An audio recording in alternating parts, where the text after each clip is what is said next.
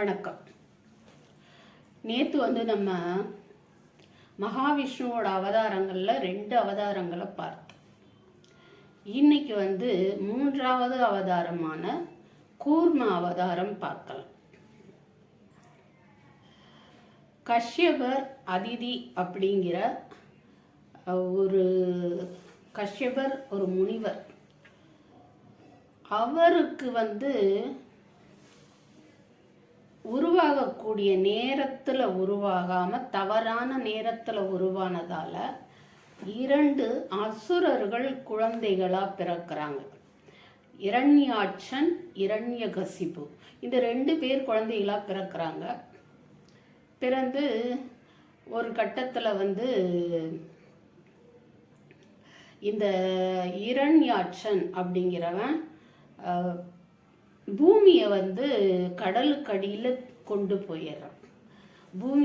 பூமியை கடலுக்கடியில் கொண்டு போனதுனால மகாவிஷ்ணு கூர்ம அவதாரம், அதாவது பன்றி அவதாரம் எடுத்து கடலுக்கடியில் போய் அவனோட 1000 ஆண்டுகள் சண்டையிட்டு பூமியை காப்பாற்றி கொண்டு வந்ததாக புராணங்கள் சொல்லுது. இதுதான் கூர்ம அவதாரம். மகாவிஷ்ணு கூர்ம அவதாரம் எடுத்ததற்கான கதையும் காரணமும் அவர் எடுத்த அவதாரத்தோட விளக்கமும். இந்த இரண்யாட்சன்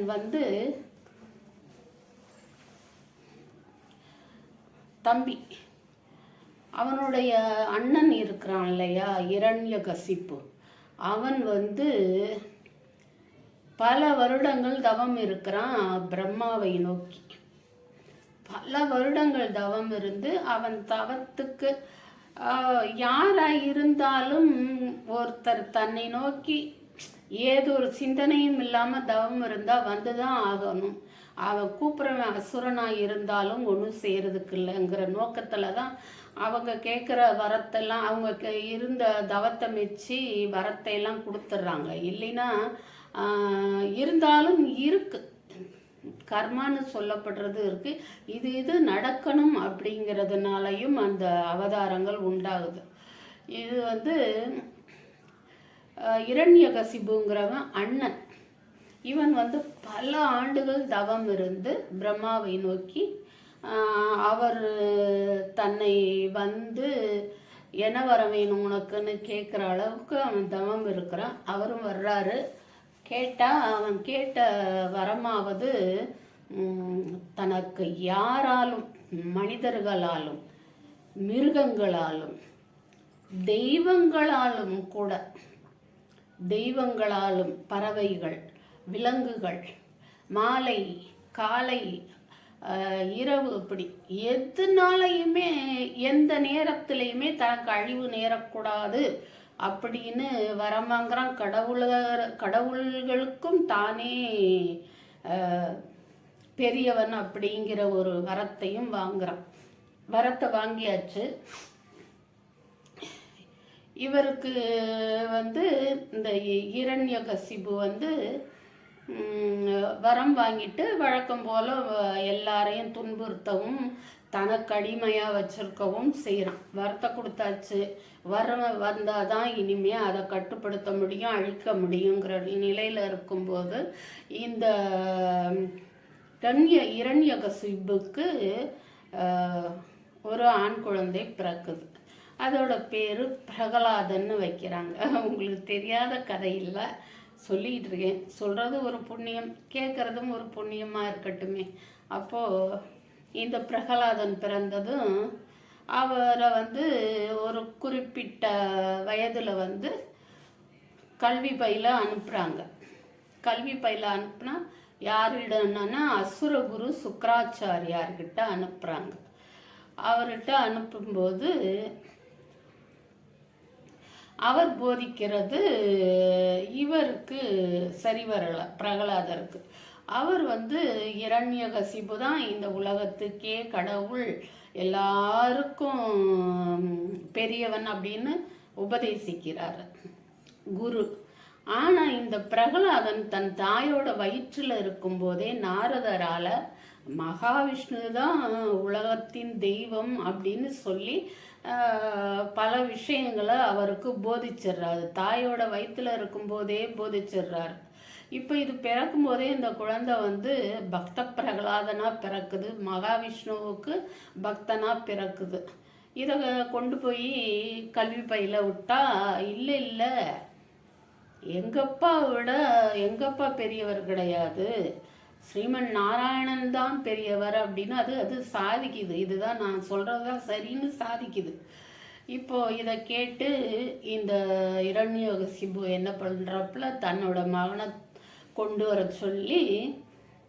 சொல்லி பார்க்குறாங்க. பல விதத்தில் சொல்லி பார்க்குறாங்க. எதையுமே அது கர்ப்பத்திலேயே உபதேசம் கேட்டது நாரதர் வாயால்.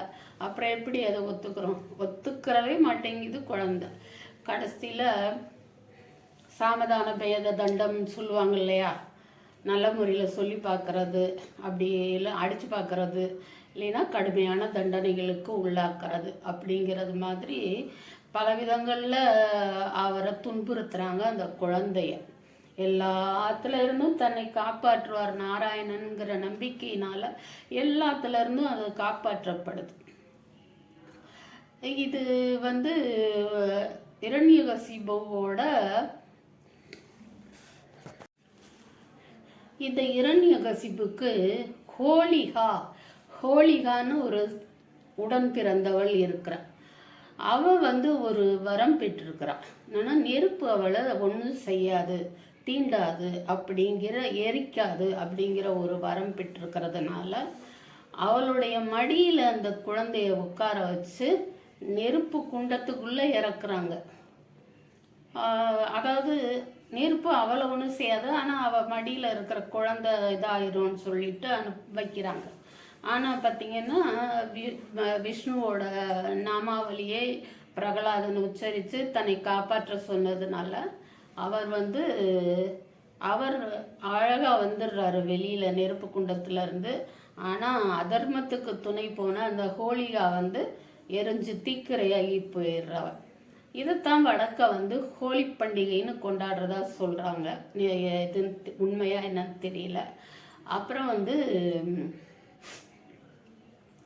இப்படி பல வகையாலும் விஷம் நிறைந்த ஜந்துக்கள் இருக்கிற அறையிலெல்லாம் அடைச்சி வைக்கிறாங்க. எதுவுமே ஒன்றும் செய்ய முடியல. ஒரு நாள் மகனை முன்னாடி வச்சுக்கிட்டு இரண்யகசிபு சொல்கிறான், நான் தான் எல்லாருக்கும் கடவுள், அதை ஒத்துக்கோ, நாராயணன் ஒருத்தர் இல்லை, அவர் பெரியவர்னு சொல்லாத அப்படின்னு சொன்னால் அது முடியவே முடியாதுங்க. தகப்பனே கேட்டாலும் என்ன, நான் குரு சொல்லியே கேட்கல, இவர் சொல்லியா கேட்க போகிறேன் அப்படின்னு சொல்லி கேட்க மாட்டேங்குது. பலவாறு கோபமாகவும் குழந்தைங்கிற வாத்சல்யத்தோடையும் பலவிதமாக தகப்பன்கிற ஒரு அன்பை காட்டுற மாதிரியும் பலவிதமாக கெஞ்சி கொஞ்சி என்னென்னமோ செய்து சொல்லி பார்க்குறான். ஒன்றுத்துக்கும் சரி வரல. உடனே என்ன செய்கிறான், அப்போ உன்னோட கடவுளை உன்னால் காமிக்க முடியுமா அப்படின்னு சொல்லி கேட்குறான். அவர் எல்லா இடத்துலையும் இருக்காரு, ஏன் நம்ம நினச்சோம்னா பார்க்கலாம் அப்படின்னு சொல்கிறான் பிரகலாதன். அப்போ ஒரு இரண்யகசிபு கோபத்தில் இங்கே இருக்காரா அங்கே இருக்காரா இதில் இருக்காரா அப்படின்னு கேட்கும்போது அவர் தூண்லையும் இருப்பார், துரும்புலையும் இருப்பார் அப்படின்னு சொல்கிறான். சொன்னதும் அப்போ இந்த தூணில் இருக்காரா அப்படின்னு கேட்குறான் இரண்யகசிபு. நீங்கள் பாருங்கள் அந்த தூணில் இருக்காரான்னு நீங்கள் முயற்சித்து பாருங்க அப்படின்னு சொல்கிறான். வெகுண்ட கோபம் அந்த இரண்யகசிபு அந்த தூணை போட்டு கதாயுதத்தால் ஓங்கி தாக்குறான். அவ்வளோதான், ஒரு அளவு தான் எல்லை. யாராக இருந்தாலும் சரி, ஒரு அளவுக்கு மேலே போச்சுனாக்கா அதை அகிம்சையால் ஒன்றும் செய்ய முடியாது. உள்ளேருந்து அந்த தூண் பிளந்து உள்ளே இருந்து இந்த குழந்தைக்காக, இந்த பிரகலாதனுக்காக வயிற்றில் இருக்கும் போதே இறைவனுடைய நாமாவளியை கேட்ட அந்த குழந்தைக்காக விவரமே தெரியாமல் 5 வயசில் அது நாராயணனை பார்க்கவும் இல்லை, ஒன்றும் செய்யலை. ஆனாலும் தான் போதித்த தர்மத்தை அதுக்கு கடைப்பிடிச்சுக்கிட்டு விடாது அந்த பெருமாளை தொழுததுக்காக, அந்த குழந்தைக்காக அந்த பெருமாள் வந்து நரசிம்ம அவதாரம் எடுத்து வர்றார். இவன் தான் கேட்டிருக்கான் இல்லையா, வரம் யாரோ இறைவனாலேயோ மனிதனாலேயோ எந்த ஆயுதங்களாலேயோ எனக்கு மரணம் ஏற்படக்கூடாது அப்படின்னு கேட்டிருக்கான் இல்லையா. இப்போ வந்து ஒரு மனிதனும் இல்லாத மிருகமும் இல்லாத இரண்டும் கொண்ட மனித உடலும் சிங்க முகமும் கொண்டு வந்திருக்கார்.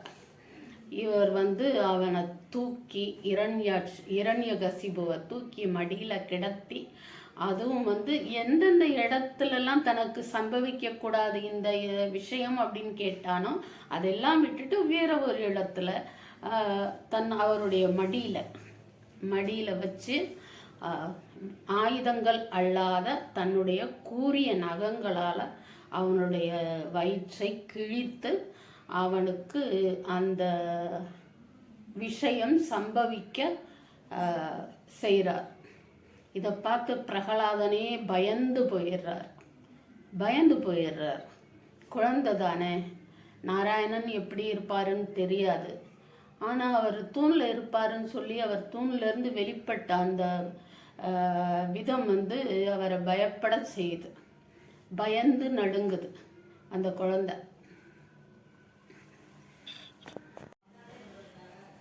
அது அந்த இடத்துல ஏதோ ஒரு இடத்துல இருந்து மறைஞ்சிருந்து அதை பார்க்குது. அதுக்கு தாங்க முடியல. தன்னோட தந்தை இறக்கிறது, தன்னுடைய தந்தை அவரை வதைக்கிறவர் வந்து தான் நம்பிய மகாவிஷ்ணு. இதனால அந்த குழந்தை மறைஞ்சிருந்து பார்க்குது. இப்போ நரசிம்மருக்கு அவர் எடுத்தது வந்து ரொம்பவும் கோபம் கொண்ட ஒரு தோற்றமும் கோபம் கொண்ட தோற்றம். அதை விட இவன் செஞ்ச அக்கிரமங்கள், அந்த குழந்தைக்கு செய்த அக்கிரமங்கள், குழந்தைகளுக்கு அக்கிரமங்கள் செய்யக்கூடாது, இது உலகமே தெரிஞ்சுக்கிறான். தினம் தினம் ஏதாவது ஒரு விஷயம் பார்த்துட்டு தான் இருக்கோம் நம்ம ஊடகங்கள். செய்யக்கூடாது. அவன் வந்து தன்னுடைய குழந்தைக்கே அந்த மாதிரியான பிரச்சனைகளை கொடுக்குறான். கடைசியில் அவன் முடிவு, அவன் எப்படிலாம் நேரக்கூடாதுன்னு நினைச்சானோ அதையெல்லாம் தவிர்த்துட்டு இப்படியும் ஒரு வழி இருக்குன்னு இறைவன், நம்ம தான் மேதாவின்னு நினைக்கக்கூடாது, இப்படியும் ஒரு வழி இருக்குன்னு உணர்த்தினவர் இறைவன். இப்போ அவர் உக்கிரமாக இருக்கிறாரு. அதனால எல்லாரும் சேர்ந்து, சிவன் பிரம்மா எல்லாரும், தேவர்கள் எல்லாரும் சேர்ந்து அவரை சாந்தப்படுத்த முயற்சி பண்ணுறாங்க. முடியல. அவருடைய மனைவி அழைச்சிட்டு வந்து அவர் முன்னாடி நிறுத்துறாங்க, முடியல. கடைசியில் அந்த குழந்தையவே கொண்டு வந்து அவர் முன்னாடி நிறுத்துறாங்க. அதுவே அதோடைய வேண்டுதலுக்கும் பணிந்து அந்த இறைவன் வந்து தன்னுடைய கோபத்தை எல்லாம் அடக்கி சாந்தமாகி பிரகலாதனுக்கு முடிசூட்டி வைக்கிறார். இதுதான் இன்னைக்கு நாம் பார்த்த கூர்மங்கிறது பன்றி அவதாரம், நரசிம்ம அவதாரம், சிங்கமுகம் கொண்ட அவதாரம். இது நம்ம இன்னைக்கு பார்த்த மகாவிஷ்ணுவோட அவதாரங்கள்ல 2 அவதாரங்கள், அது 3, 4 அப்படிங்கிற கணக்கில் 4 அவதாரங்களை நேற்று இன்னைக்கும் பார்த்துருக்குறோம். இது உங்களுக்கு பிடிச்சிருந்துச்சுன்னா நாளைய பதிவையும் பாருங்கள். இந்த பதிவை இன்னைக்கு பார்த்ததுக்கு உங்களுக்கு நன்றியும் வணக்கம்.